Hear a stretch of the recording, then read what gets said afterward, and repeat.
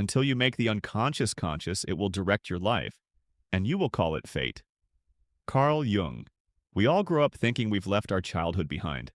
But what if I told you your greatest emotional wounds, the ones affecting your relationships, confidence, and inner peace, began not in adulthood or even your teenage years, but in the arms of the person who held you first, your mother? This is not about blame. It's about truth. And truth is the first step toward healing.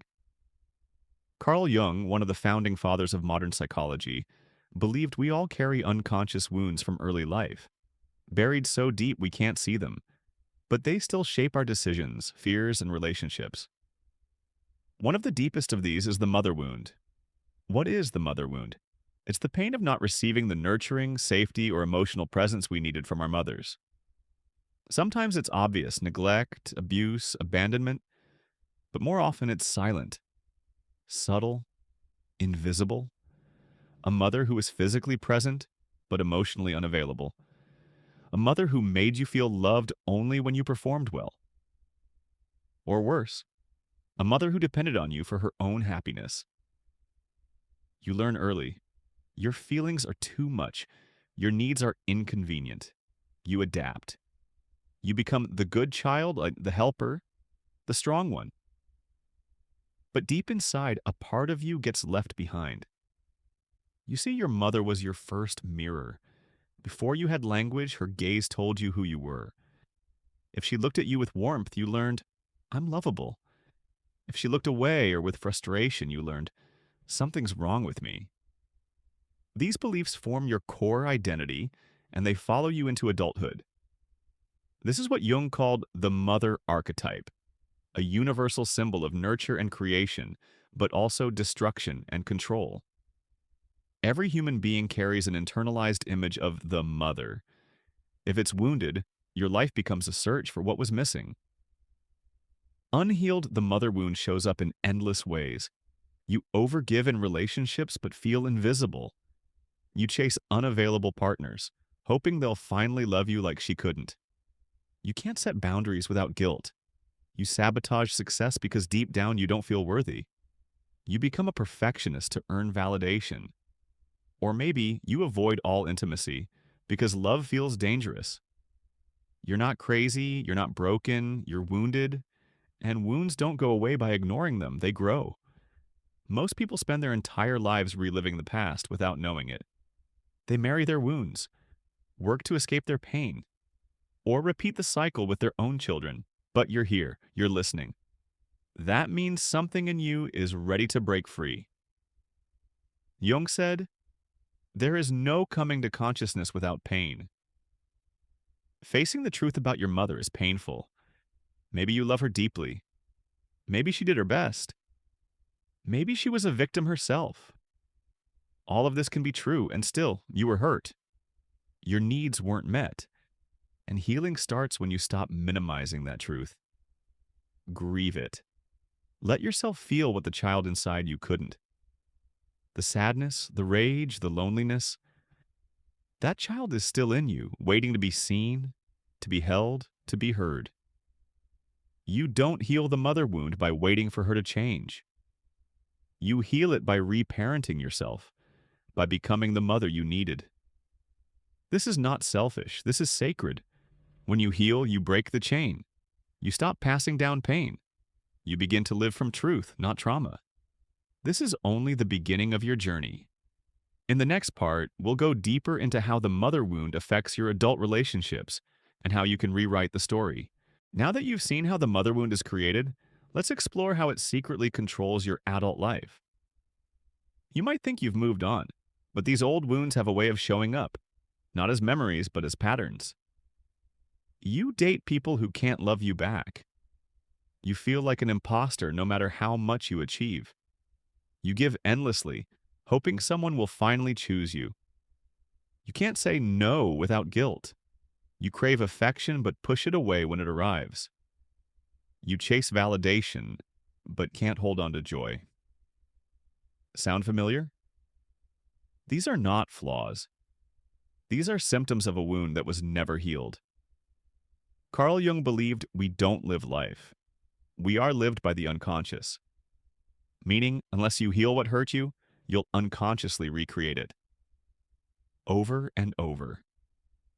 Let's take a deeper look. If your mother made love feel conditional, only present when you were good, you'll likely become a people pleaser.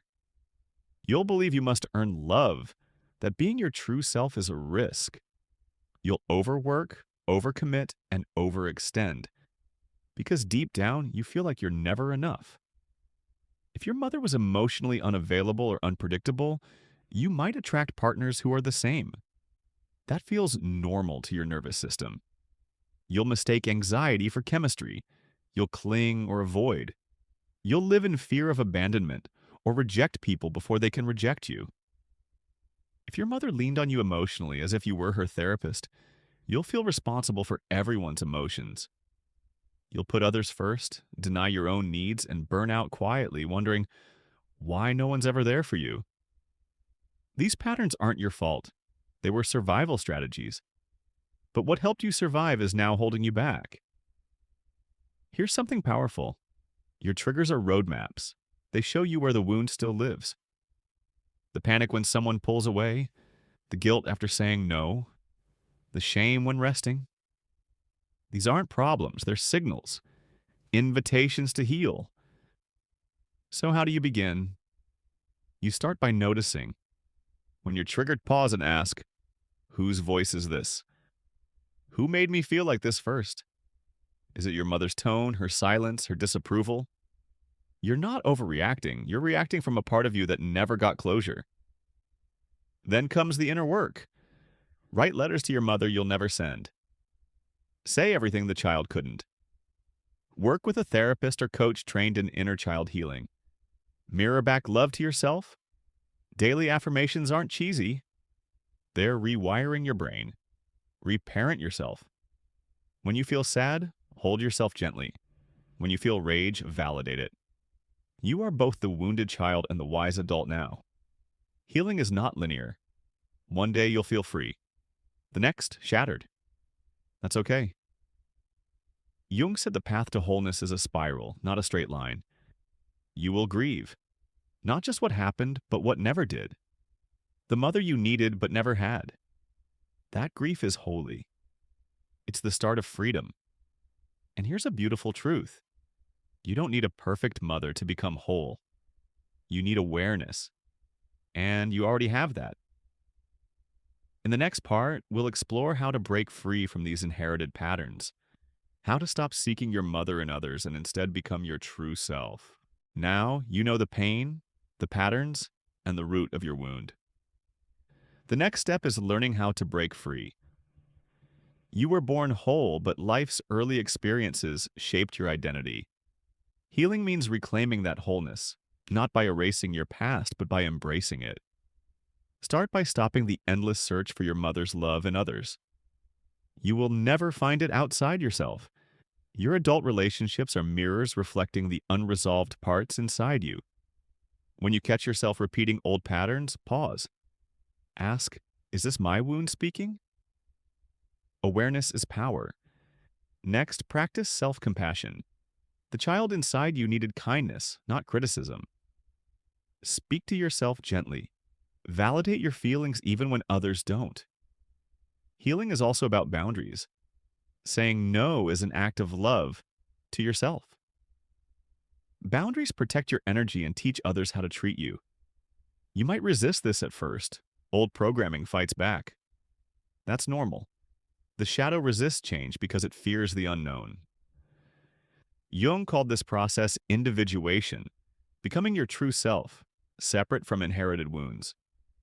It's a journey of grief, forgiveness, and courage. You grieve what you never had. You forgive your mother and yourself for being human. And you summon the courage to be different. When you do this, you become the parent you needed. You nurture your inner child. You create a safe place inside yourself. And that is healing. Healing doesn't mean perfection or forgetting. It means growth and freedom. Remember, the wound is part of your story, but not the whole story. Your future can be different, filled with love, peace, and authenticity. The moment you face this truth about your mother, you take the first step toward healing and freedom. Now that you've started healing, the last step is breaking the cycle. The mother wound isn't just your pain, it's inherited. Many mothers carry their own wounds passed down from generations before them. Healing yourself is a radical act. It stops the pain from being passed to your children or the people you love. As you heal, you become a beacon of love and safety for others. You create a new legacy, one of awareness, compassion, and freedom. Jung taught that wholeness means integrating all parts of yourself, even the painful ones. This integration transforms wounds into wisdom. You become both the wounded child and the wise adult, both vulnerable and strong. You learn to love without fear. You set boundaries without guilt. You live authentically, not through the lens of your mother's pain, but through your own truth. This is not an easy journey, but it is the most important one you'll ever take. Remember, healing begins when you face the truth. Healing grows when you nurture yourself. Healing blooms when you break the cycle. You don't have to carry this burden forever. You are not your wound. You are the healing. And that's the greatest gift you can give yourself and the world. Inside, all of us lives a shadow mother, the unresolved spirit of the first mother who was never fully healed. This shadow hides deep in our subconscious, pushing us to repeat the same patterns and mistakes we witnessed or experienced. Carl Jung said that until we understand and accept our shadow, it will control us from the inside. The shadow mother often teaches us that love means sacrifice, or that we must suppress our feelings to be accepted. It's the voice that whispers, "You're not enough," or "You must always do more." Your job is to bring light to the shadow, to make peace with it, so its energy can serve you instead of controlling you. When you embrace the shadow mother, you reclaim your true power. You are healing not just for yourself, but for future generations. When you face and heal your wounds, you create new relationship patterns and break cycles in your family. This is the greatest gift you can give to those who come after you. You show your children that love is unconditional, not earned through perfection. You teach them that honoring their emotions and setting boundaries is healthy and necessary. Jung taught that every generation wrestles with its shadow, but when one person has the courage to face their wounds, it affects the entire family line. You become a healer, a bridge breaking the chains of old pain and opening new paths forward.